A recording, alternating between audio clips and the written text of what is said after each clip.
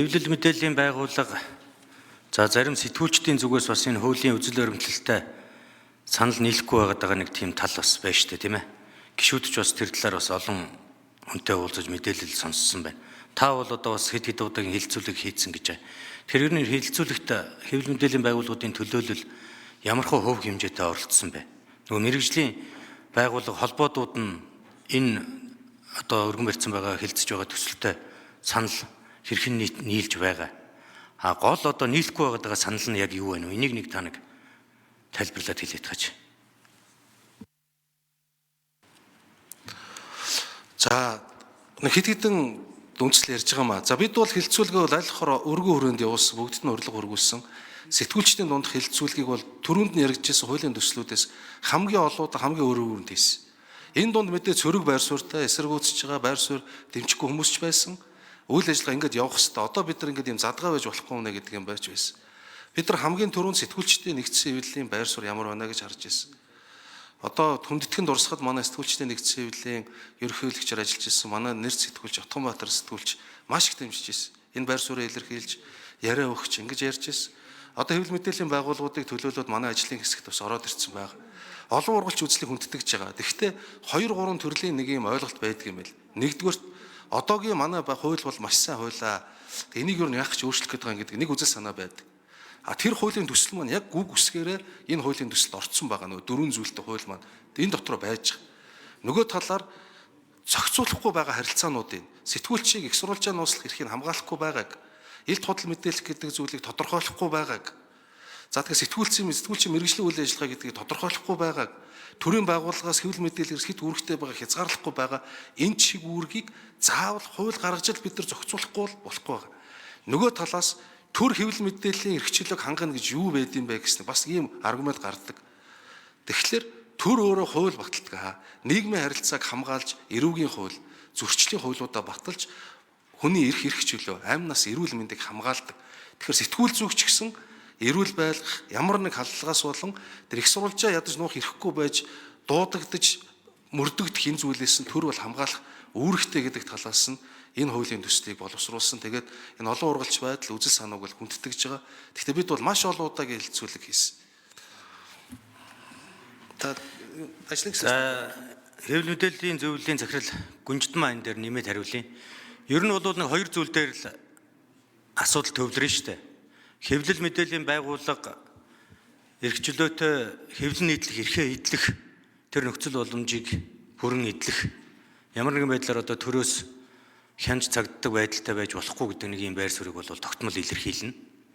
За нөгөө талдаа мэдээж одоо энэ хуулиар буюу одоо гүтгэгдсэн нэр төртэй холбоотой асуудал, үүнээс үүсэх сөрөг үр дагавруудтай холбоотой асуудлыг хэрхэн зохицуулж мэдээллийнхаа үнэн зөв байдлыг хэвлэл мэдээллийн байгууллагууд хэрхэн нэгтэлж хэрхэн хариуцах вэ гэдэг асуудал. Яг ингээд энэ хоёр асуудлыг л зөв зохицуулах ёстой гэдэг зүйл энд яригдах ёстой байхгүй.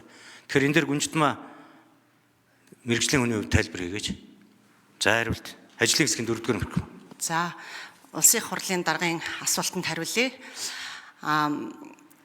Энэ зарчмын хувьд бол хэвлэл мэдээллийн салбарын эвсэл холбоодууд энэ удаагийн хуулийн төсөл дээр маш нэгдмэл байдлаар хамтарч ажилласан ажлын хэсэгт голлох байгууллагууд орж одоо ажиллаж энэ төсөлд бол хувь нэмрээ оруулсан гэдгийг онцлон хэлье.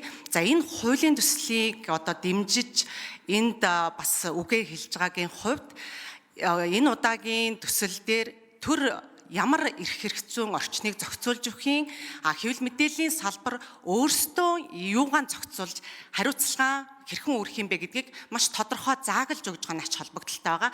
Тэгэхээр хэвлэл мэдээллийн одоо байгууллага сэтгүүлчдийг эрх зүйн статусыг нь тодорхой болгох, мэдээллийн олж авах, хайх, хэвлэл нийтлэх, их сурвалжаа нууцлах, редакц болоод редакцийн одоо дотоод зохицуулалтаа илүү дэмжих талд нь бол дэмжсэн. За үүний зэрэгцээ яг худалдашаа мэдээлэл тараах эсвэл одоо алдаа мадаг гарахад мэргэжлийн одоо ёс зүйн зохицуулалтаараа шийдэх энэ боломжийг Монгол улсын төр үүнийг бол хүлээн зөвшөөрч ойлгож салбар нь өөрөө маш хариуцлагатай ажиллах ёстой гэдэг энэ зарчим туссан нь бол маш чухал байгаа. Тэгэхээр Хуулийн хүрээнд бид нар үйл ажиллагаагаа явуулахын хажуугаар мэрэгжлийн салбарын байгууллагууд, хэвлэл мэдээллийн байгууллагууд өөрсдийн хариуцлага ёс зүйгээ маш өндөр тухамсарлаж энэ талдаа илүү одоо чамбайруулж ажиллах энэ боломжийг бол бас гарч байгаа. Энэ нь өөрөө төр хэвлэл мэдээлэлд оролцохгүй, агуулгын цензуур тавихгүй, бие даасан байдалд нь халдахгүй гэсэн гол баталгаа гэж гарч байгаа. За баярлалаа. Энэ бид түрүүн асууад байна л да, яг тодорхой хэвлэл мэдээллийн байгууллага сэтгүүлчид одоо жишээлбэл яг ямар заалтан дээр сэтгэл дундуур байна уу? Яг улсын хурлаар хилцэгдэж байгаа энэ төсөл дээр тэр нь болохгүй нэ гэж хамгийн ихээр хөндөж байгаа заалт юу байна вэ? Нэмээд нэг хариулаад гаач ажлын хэсгийн 4. За хамгийн одоо эсэргүүцэж байгаа нэг заалт бол 5 дээр байгаа хэвлэл мэдээллийн ёс зүйн зохицуултыг хуульчилсан байна гэж байгаа. Сэтгүүл зүйн ёс зүйн зарчмууд гэж одоо тавьсан. Энтэй бол огтын санал нийлэхгүй байгаа. Тэгэхээр энэ заалтыг би татаж аваасаа энэ бол ёс зүйн хүрээндээ зохицуулах энэ зарчмуудын асуудал байгаа гэж харж байгаа. За дээрэс нь нэмээд тодорхой бас хэтэрхий одоо компани зарчим руу шахаж байгаа нь энэ зөв үү буруу юу гэдэг дээр бас их ярьж байна.